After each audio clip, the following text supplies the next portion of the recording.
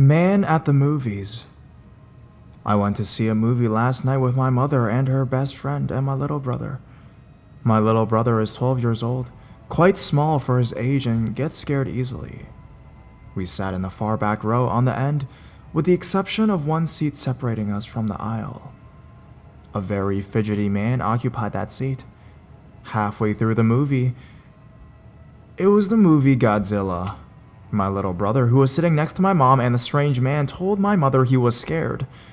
My mom attempted to calm him down, but my brother then said he wasn't afraid of the movie, but rather the creep next to him. The strange man was shaking the entire movie, hands on his head shaking as if he was saying no to someone. Every 1 to 2 minutes, the man put his hand into the side of his jacket, as if reaching for something. But then he quickly calmed himself down, saying to himself that it wasn't time yet, and repeating the word no over and over again. My mother's best friend decided to switch spots with my little brother to separate them. After the switch, the man leans over for a good portion of the movie to look at my brother with no expression on his face. We have never experienced someone so outright with their creepiness. With each reach into his jacket now, he began to smile, smirking at first, and then a full-blown toothy smile. We switched seats when he began smiling and staring and finished the movie. Afterwards, reporting the strange man to the theater staff.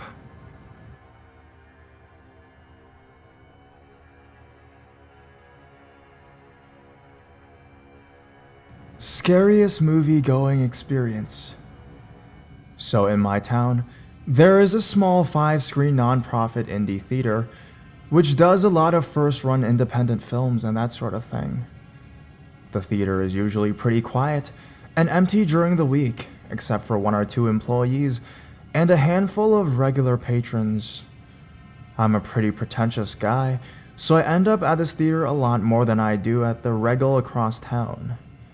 Anyways, this one evening, a few months ago, my girlfriend and I go out to this theater to catch a movie. Like I said, this place is usually pretty quiet, so we didn't think much of it when we walked into the theater and only saw one other person. That is until we walked up the aisle and saw that this rather obese man had surrounded himself with a group of troll dolls. Usually something children play with until they're about 5 and then give up on. Except this man was clearly in his mid to late 30s, about 300 pounds and balding. We don't really say anything to each other, but quietly move down to the very end of a row, where we can keep him in our peripheral vision. He is 2 rows behind us, and roughly centered in his row. We live in a town somewhat notorious for bizarre townies, so we were a little worried but not too creeped out at this point. The movie starts, and all is well and good for a while until we hear talking and a couple laughs. Remember now that we're only 3 people in this whole movie theater. I take a quick glance back to see if maybe I've missed seeing someone else enter the theater. Nope. This man is talking and laughing with his creepy little troll dolls all laid out on the armrest around him. At this point, I'm sitting a bit on edge and glancing over fairly regularly, while still trying to watch the movie. He quiets down eventually, and so I focus more on the movie.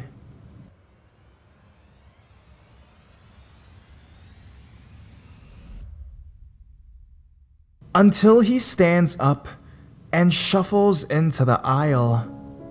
I swear, at the moment I was sure that it was all over, and this man was going to murder me and serve me as an appetizer for his trolls come dinner time or something.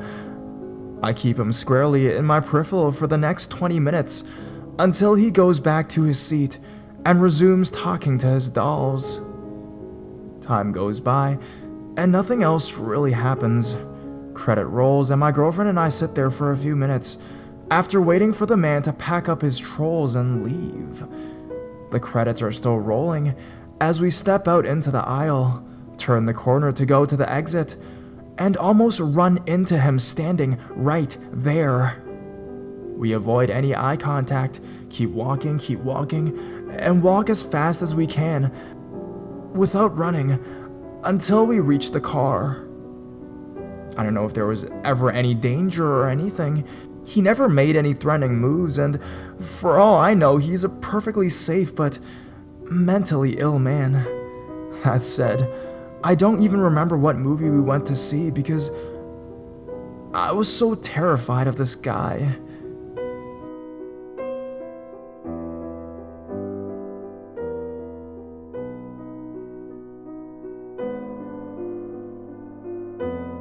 Movie theater hooded guy.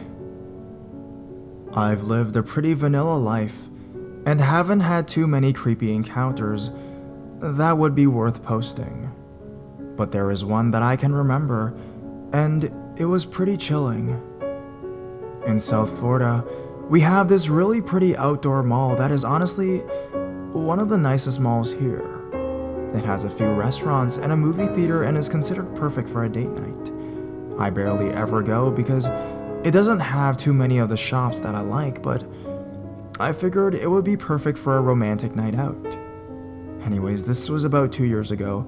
It was mid-October and my boyfriend and I were going to said mall to watch the movie Sinister for like our third date. Now, for some reason that I don't remember, we went on a Sunday night. During the day, the mall was packed, but I'm guessing since it was a random Sunday out of the month, shops close early, and the mall was relatively empty come nighttime, except for a few people left at the movies. Our theater was completely empty. I'm not exaggerating when I say this. There were 3 other people in our theater, besides my boyfriend and I, 2 girls and 1 guy, sitting alone in the back row wearing a hoodie. I don't immediately judge. People go solo to the movies all the time, but for some reason, I was getting a pretty weird vibe from the guy the entire time. I didn't say anything to my boyfriend about the guy giving me bad vibes because I figured we had just started dating and I didn't want him to think that I was a paranoid freak. But once the movie started, that changed. I could feel this guy's eyes burning through the back of my head. I just knew he was staring me down. I guess nerves and too much water had my boyfriend going to the bathroom every 2 damn seconds, so I would be left alone with Creeper and the 2 girls who were sitting in the front on the other side. I shit you not, every time my boyfriend would get up, this guy would move up a row, not 2, not 3, just 1 row. This happened like 3 times, until I finally told my boyfriend what was happening, and that he had to hold his pee from now on. Creeper never moved up again. Movie finishes, and when we leave the theater, it's around midnight and the mall is deserted. No theater employees anywhere to be seen, and all the stores are locked up. The 2 girls disappear, and the creepy guy is right behind us, eyes still fixed on my back. At this point, my boyfriend was well aware of the situation and was prepared for anything. I, on the other hand, just wanted to get to the car.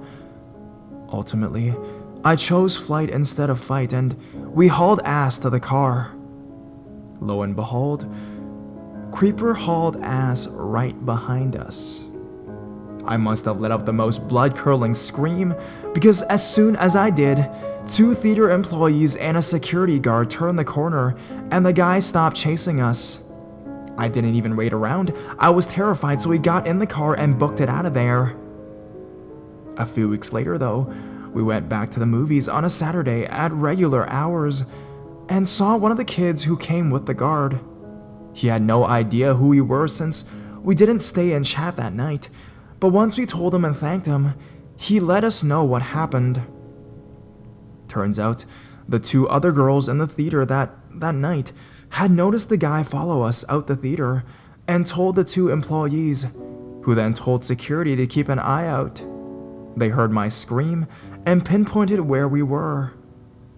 He said that the guy was detained and the cops were called, who then found that the guy was carrying rope and pepper spray in some inner pocket that he made himself for his hoodie. The guys gave a statement and left, so that was the last they heard of the guy. I honestly wish I could have thanked those girls. I am 100% sure that their quick thinking saved our lives.